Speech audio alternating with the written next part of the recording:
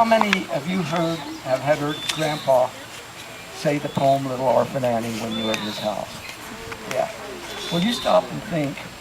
He probably learned it when he was about 10 or 12 years old, and he was still repeating it when he was 90 years old. So he had it in his mind for at least 80 years. Now, you wonder how he could retrain it and say it word for word. I can't even memorize it here.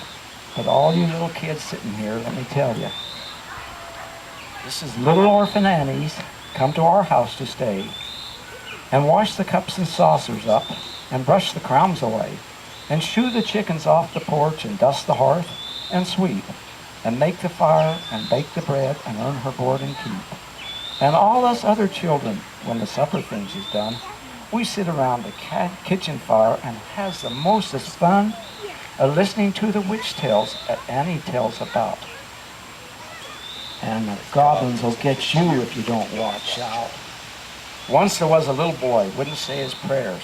So when he went to bed at night, away upstairs, his mammy heard him holler, and his daddy heard him bawl. And when they turned the kivers down, he wasn't there at all.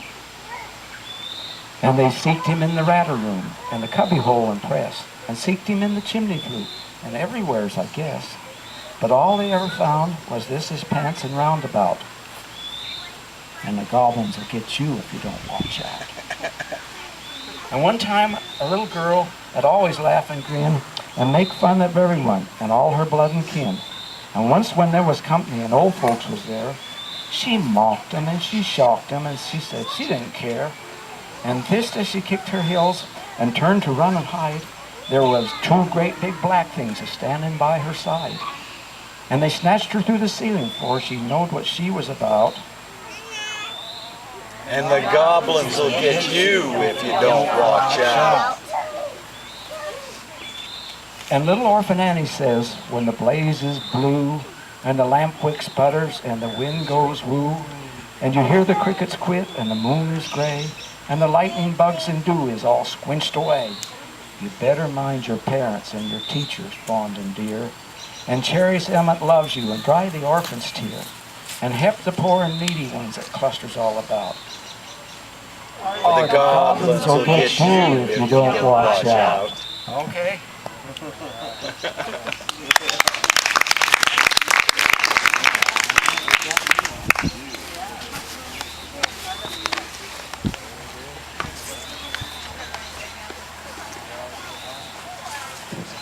I think that's all of the program, but I believe that we can remember Grandma now, and those of you who didn't know Grandma have an idea of what she was like.